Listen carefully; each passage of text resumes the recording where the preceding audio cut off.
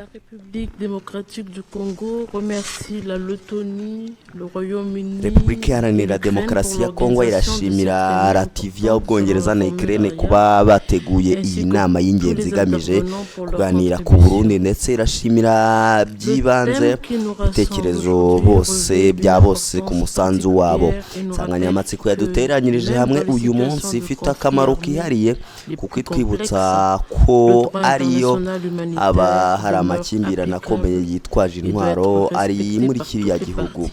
Amategeko Ce en mpuzamahanga toutes agenga circonstances. ubutabazi mu bihe by'intambara La akomeje RDC gukurikizwa réaffirme son kandi agomba attachement aux kubahirizwa 4 n'impande conventions de zose mu bihe Genève de byose. 1949 Repubulika Iharanira et à leur Demokarasi ya Kongo protocole yemeye additionnel de gushimangira 1977 ko et yubahiriza 2005. amasezerano ane ya Geneve La yo mu mwaka w'igihumbi magana cyenda protection mirongo de ine la n'icyenda ndetse dignité n'amasezerano humaine ne y'inyongera saurait être yo mu gihumbi magana subordonnée cyenda aux mirongo irindwi na karindwi considérations ndetse no muri politiques, bibiri na gatanu. militaires ou géographiques.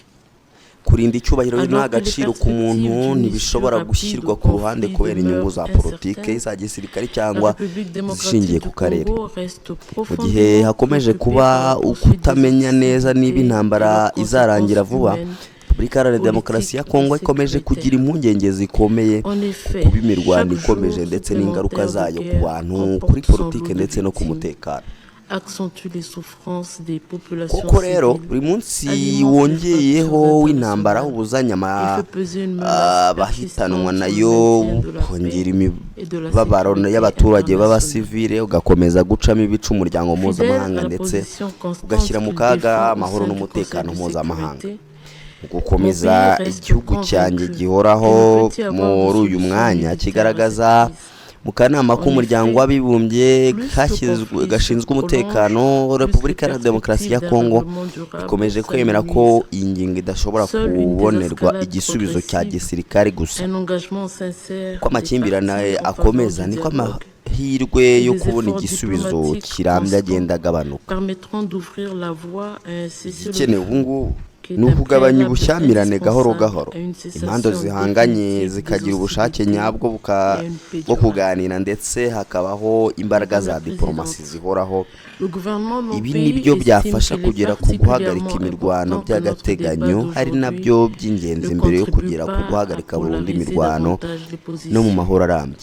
Il est conscient que ce conflit Madame continue Perezida, de susciter des guverinoma appréciations, y'igihugu cyanjye des ibona ko ari lectures et des ingenzi cyane ko positions ibiganiro parfois by'uyu munsi profondément bitongera divergentes. gutakaza umwuka cyangwa Quels que soient les ngo birusheho enjeux et les gutandukanya perceptions imyanya entourant cette y'impande crise, zihanganye. il est impératif de Turabizi reconnaître ko iyi une ntambara réalité ikomeje gutuma habaho incontestable. ibitekerezo, Le ibisobanuro droit ndetse n'imyanya international bitandukanye cyane, humanitaire s'impose ariko à ibibazo toutes les by'imyumvire kuri iyi parties ntambara et byaba doit être bitandukanye appliqué hose. en toutes Hari circonstances. ukuri kudashobora kuvuguruzwa. Amategeko Ma mpuzamahanga délégation agenga tient à intambara areba souligner que impande la zose kandi protection des agomba détenus kubahirizwa mu bihe civils, byose. des prisonniers de Intumwa guerre et z'igihugu l'accès cyanjye zishaka humanitaire gushimangira no devait kurinda être au abasivile cœur de bafunzwe toute imfungwa réponse z'intambara ndetse internationale. no korohereza À cet égard, ibikorwa des by'ubutabazi conditions bigomba devraient kuba être ku créées isonga mu afin que gisubizo les acteurs mpuzamahanga. humanitaires puissent Niyo mpamvu hakwiye exercer gushyirwaho pleinement uburyo leur mandat butuma abakozi b'imiryango conformément itanga au droit ubutabazi bashobora gukora international inshingano zabo mu humanitaire. buryo bwuzuye Les hakurikijwe conventions de amategeko Genève de mpuzamahanga agenga 1949 ubutabazi et mu leurs gihe protocoles cy'intambara. additionnels Amasezerano ya demeurent le Geneve mu mwaka socle w'igihumbi magana cyenda mirongo ine universel de la n'icyenda protection n'amasezerano des y'inyongera personnes yayo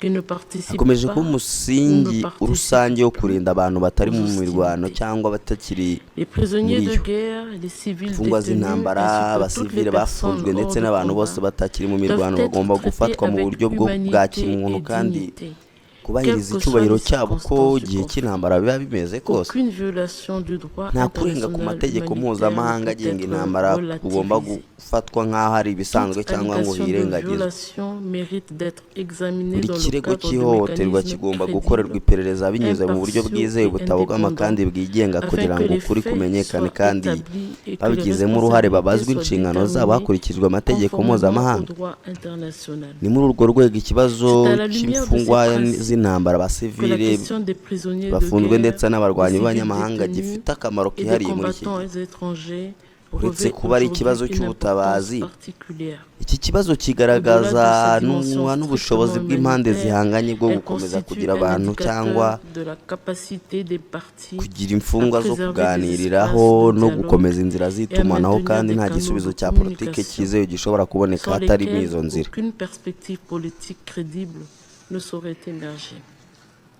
Madame la Présidente, Madamu Perezidante, la République Repubulika démocratique Iharanira du Demokarasi ya Congo Kongo salue les échanges yashimira de ihererekanya prisonniers intervenus ry'imfungwa entre les ryabaye parties hagati au cours y'impande des derniers zihanganye mu mois. mezi ashize. Ces initiatives Izi gahunda démontrent que, zigaragaza ko malgré nubwo la imirwano poursuite des ikomeza, combats, intambwe z'ingenzi zishobora des guterwa avancées iyo demeurent by'ibanze possibles by'ubutabazi lorsque bishinzwe prévalent imbere. les impératifs Igaragaza humanitaires. kandi ko ibiganiro Elle bitajya témoigne bihagarara également du fait burundu que le ndetse no dialogue n'est hagati jamais mu totalement ntambara rompu, zikomeye kandi même au cœur des zibabaza abantu conflits les benshi. plus éprouvants. Nubwo ubushobozi bwo kugera ku bwumvikane mu bibazo bimwe na bimwe umuryango mpuzamahanga uba ugomba gushyigikira kugira ngo bushoborwe kuvamo intambwe nini zigana ku mahoro. Madamu Perezidante, ikibazo cy'abarwanyi b'abanyamahanga nacyo gikwiye kwitabwaho. Intambara zo muri iki gihe akenshi zirenga kuri imipaka y'ibihugu byonyine birimo kurwana, zikagira ingaruka ku baturage n'ibihugu, cyane cyane ibihugu bya Afurika. De pays tiers, notamment africains, qui peuvent se retrouver engagés, abaturage bashobora kwisanga mu mirwano bagafatwa cyangwa bakagwa mu ntambara kubera impamvu zitandukanye, rimwe na rimwe bitewe n'ubukene bwabo cyangwa amasezerano y'ibinyoma baba barahawe. Kurindwa kwabo, kumenyekana kwabo, kubona ubufasha bwa konsula ndetse igihe bushoboka bagasubizwa mu bihugu byabo bikwiye gukorwa binyuze mu bufatanye bukomeye hagati y'impande bireba, ibihugu bakomokamo ndetse n'imiryango y'ubutabazi bifitiye ubushobozi. Les États d'origine et les organisations humanitaires compétentes. La République démocratique du Congo estime que cette coopération constitue également un moyen concret de prévenir l'exploitation des personnes vulnérables et de limiter l'internationalisation. Madame la Présidente, kubahiriza amategeko mpuzamahanga agenga ubutabazi mu gihe cy'intambara n'inshingano y'amategeko, ariko kandi ishoramari mu mahoro. Buri mfungwa ihererekanyijwe buri muryango wongera guhura, buri muntu wabuze kongera kuboneka, ndetse buri gikorwa cy'ubutabazi gishyirwa mu bikorwa ifasha kubaka icyizere, kandi icyo cyizere ni ingenzi kugira ngo inzira y'amahoro ibashe gukomeza. Sans laquelle aucun processus de paix ne peut durablement prospérer. L'expérience de la RDC ubunararibonye bwa Kongo mu bijyanye n'intambara zo mu karere k'ibiyaga bigari bitwereka ko ayo mategeko agamije kurinda abantu asuzuguwe cyangwa akagira intege nke, abaturage b'abasivili nibo bishyura ikiguzi gikomeye. Niyo mpamvu dusaba impande zose gushyira ubuzima n'icyubahiro cya muntu imbere y'inyungu za politike z'ako kanya. Muri Repubulika Iharanira Demokarasi ya Kongo, ihererekanya ry'imfungwa riherutse kuba rigaragaza ko nubwo ibihe byabo bikomeye ibiganiro biracyashoboka iyo ubushake bwa politiki buhari. Démontrent que même au cœur de l'épreuve, le dialogue demeure possible lorsque la volonté politique existe. C'est cette réalité qui convient tugomba gukomeza uyu munsi kugira ngo gishobore gutuma habaho ibiganiro byubatswe neza, hakabaho guhagarika imirwano, kandi amaherezo hakabaho guhagarika burundu imirwano. À une cessation durable des hostilités. C'est dans cet esprit que ma délégation continuera de soutenir toute initiative conforme au droit international, susceptible de rapprocher les parties et de contribuer à l'avènement d'une paix juste, négociée et durable, conformément aux buts et principes de la Charte des Nations Unies. Je vous remercie.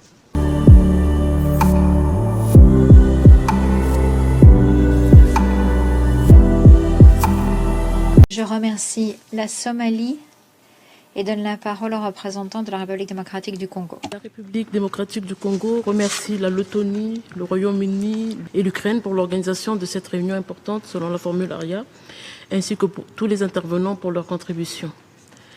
Le thème qui nous rassemble aujourd'hui revêt une importance particulière et nous rappelle que même dans les situations de conflits armés les plus complexes, le droit international humanitaire demeure applicable et doit être respecté par toutes les parties, ce en toutes circonstances. La RDC réaffirme son attachement aux 4 conventions de Genève de 1949 et à leurs protocoles additionnels de 1977 et 2005. La protection de la dignité humaine ne saurait être subordonnée aux considérations politiques, militaires ou géographiques. Alors que les perspectives d'une issue rapide au conflit demeurent incertaines, la République démocratique du Congo reste profondément préoccupée par la poursuite des hostilités et leurs conséquences humaines, politiques et sécuritaires. En effet, chaque jour supplémentaire de guerre emporte son lot de victimes, accentue les souffrances des populations civiles, alimente les fractures internationales et fait peser une menace persistante sur le maintien de la paix et de la sécurité internationale. Fidèle à la position constante qu'il défend au sein du Conseil de sécurité, mon pays reste convaincu qu'il ne peut y avoir de solution militaire à cette crise. En effet, plus le conflit se prolonge, plus les perspectives d'un règlement durable s'amenuisent. Seule une désescalade progressive, un engagement sincère des parties en faveur du dialogue et des efforts diplomatiques constants permettront d'ouvrir la voie à un cessez-le-feu qui est un préalable indispensable à une cessation définitive des hostilités et à une paix durable. Madame la Présidente, le gouvernement de mon pays estime qu'il est particulièrement important que notre débat d'aujourd'hui ne contribue pas à polariser davantage les positions. Il est conscient que ce conflit continue de susciter des appréciations, des lectures et des positions parfois profondément divergentes. Quels que soient les enjeux et les perceptions entourant cette crise, il est impératif de reconnaître une réalité incontestable. Le droit international humanitaire s'impose à toutes les parties et doit être appliqué en toutes circonstances. Ma délégation tient à souligner que la protection des détenus civils, des prisonniers de guerre et l'accès humanitaire devaient être au cœur de toute réponse internationale. À cet égard, les conditions devraient être créées afin que les acteurs humanitaires puissent exercer pleinement leur mandat, conformément au droit international humanitaire. Les conventions de Genève de 1949 et leurs protocoles additionnels demeurent le socle universel de la protection des personnes qui ne participent pas ou ne participent plus aux hostilités. Les prisonniers de guerre, les civils détenus ainsi que toutes les personnes hors de combat doivent être traités avec humanité et dignité, quelles que soient les circonstances du conflit. Aucune violation du droit international humanitaire ne peut être relativisée. Toute allégation de violation mérite d'être examinée dans le cadre de mécanismes crédibles, impartiaux et indépendants, afin que les faits soient établis et que les responsabilités soient déterminées conformément au droit international. C'est à la lumière de ces principes que la question des prisonniers de guerre, des civils détenus et des combattants étrangers revêt aujourd'hui une importance particulière. Au-delà de sa dimension strictement humanitaire, elle constitue un indicateur de la capacité des parties à préserver des espaces de dialogue et à maintenir des canaux de communication, sans lesquels aucune perspective politique crédible ne saurait émerger. Madame la Présidente, la République démocratique du Congo salue les échanges de prisonniers intervenus entre les parties au cours des derniers mois. Ces initiatives démontrent que, malgré la poursuite des combats, des avancées demeurent possibles lorsque prévalent les impératifs humanitaires. Elles témoignent également du fait que le dialogue n'est jamais totalement rompu, même au cœur des conflits les plus éprouvants. C'est précisément cette capacité à parvenir à des ententes ponctuelles que la communauté internationale doit encourager, afin qu'elle inspire des progrès plus substantiels sur le chemin de la paix. Madame la Présidente, la question des combattants étrangers appelle également notre attention. Les conflits contemporains dépassent largement les frontières des États directement impliqués et affectent des ressortissants de pays tiers, notamment africains, qui peuvent se retrouver engagés, capturés ou pris au piège des hostilités dans des circonstances diverses, parfois en raison de leur vulnérabilité économique ou de promesses trompeuses. Leur protection, leur identification, l'exercice effectif de l'assistance consulaire, ainsi que, lorsque les circonstances le permettent, leur rapatriement devrait faire l'objet d'une coopération renforcée entre les parties concernées, les États d'origine et les organisations humanitaires compétentes. La République démocratique du Congo estime que cette coopération constitue également un moyen concret de prévenir l'exploitation des personnes vulnérables et de limiter l'internationalisation des conflits. Madame la Présidente, le respect du droit international humanitaire constitue une obligation juridique. Il représente également un investissement en faveur de la paix. Chaque prisonnier échangé, chaque famille réunie, chaque personne retrouvée et chaque mesure humanitaire mise en œuvre contribue à préserver la confiance sans laquelle aucun processus de paix ne peut durablement prospérer. L'expérience de la RDC en matière des conflits armés dans la région des Grands Lacs renseigne que lorsque les règles destinées à protéger les personnes sont affaiblies, ce sont les populations civiles qui en paient le prix. C'est pourquoi nous appelons toutes les parties à placer la protection de la vie et de la dignité humaine au-dessus des considérations politiques immédiates. Pour la République démocratique du Congo, les récents échanges démontrent que, même au cœur de l'épreuve, le dialogue demeure possible lorsque la volonté politique existe. C'est cette réalité qu'il convient aujourd'hui de consolider, afin qu'elle puisse conduire progressivement à un dialogue plus structuré, à un cessez-le-feu et, à terme, à une cessation durable des hostilités.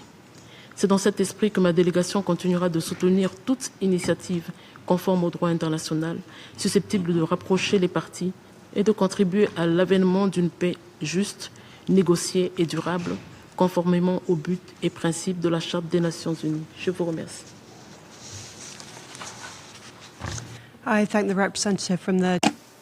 Je remercie la représentante de la République démocratique du Congo.